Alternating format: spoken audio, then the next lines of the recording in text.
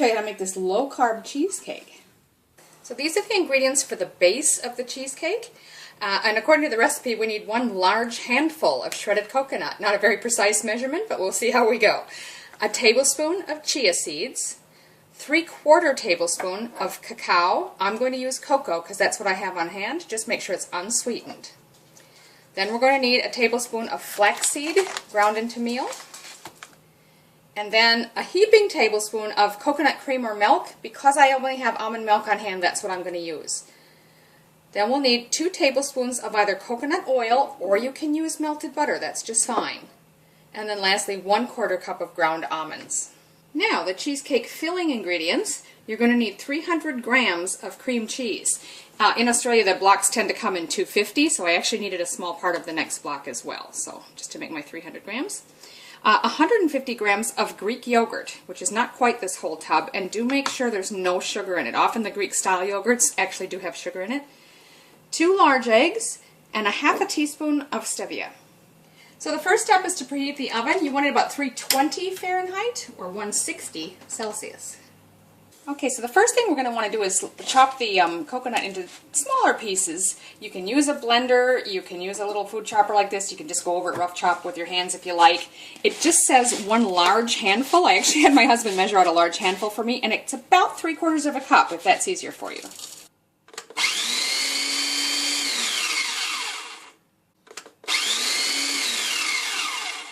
That's pretty good. I don't want to pulverize it too much. We just want it in nice small little pieces. So just pulse it a few times like that. So as you can see now, it's nice and small, maybe the size of rice. That doesn't have any more long shreds in it anymore. So now we just add the remaining base ingredients. So here's our tablespoon of chia seeds. So for the cacao or cocoa powder, it says to use 3/4 tablespoon. Now that's a 1/2 tablespoon measure. So I'm going to put a full one of those. And then just try my best to guesstimate about a 1/2 one. There's your 3/4. Next is the tablespoon of the ground flaxseed. So it says a heaped tablespoon. I don't know how you heap liquid, but I'm just going to go a little over.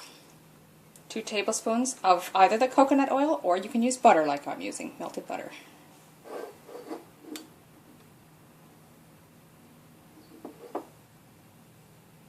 And lastly, our 1/4 cup of almond meal. So we're just going to mix these all together well. So now you're going to need a pan. You can use any cake pan, just a round or even square cake pan if you want to. I'm using a springform pan, but either way you want to line the bottom with baking paper. Now we'll just take our base ingredients.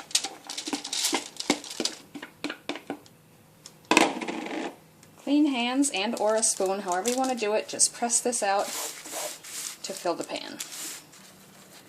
So the spoon wasn't working very well for me. The recipe does say just use the back of a spoon, but I found it easier just to get in there and really press because otherwise it's hard to get it to fill the bottom of the pan.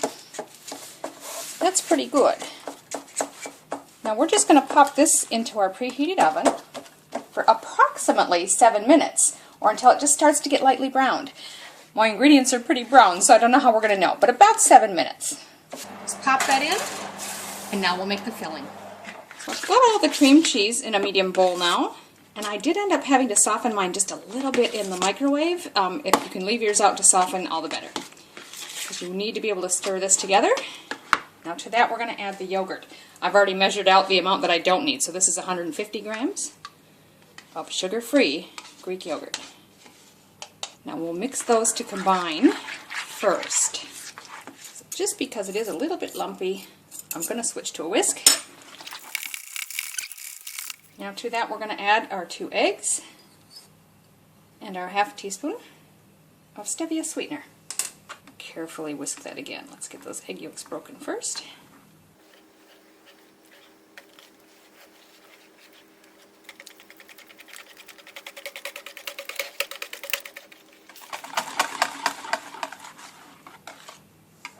So that's been 7 minutes, and I'm going to pull that out, but leave the oven on.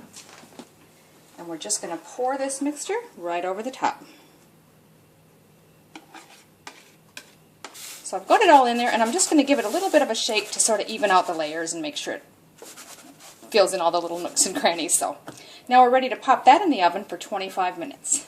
Now, having said that, 25 minutes is a suggested time, but I would start checking it for doneness at about 15 minutes. That's been 25 minutes. Okay, so I've popped that out of the oven. We're just going to let that sit and cool for about 10 minutes now. So that's been 10 minutes. It is still warm, but it's cool enough now that we can pop it out of the pan. Get it out. If you didn't use a springform pan, just get it out however you can. We're going to transfer it to a plate to cool. Okay, so it's just started sticking a little bit, so I'm just going to carefully loosen it before I take that springform all the way off. So you just open that and lift it right off. We'll transfer that to a plate. So now I'm just going to pop that in the fridge for at least an hour. Alright, this has been in the refrigerator for an hour and a half, so I'm going to serve it.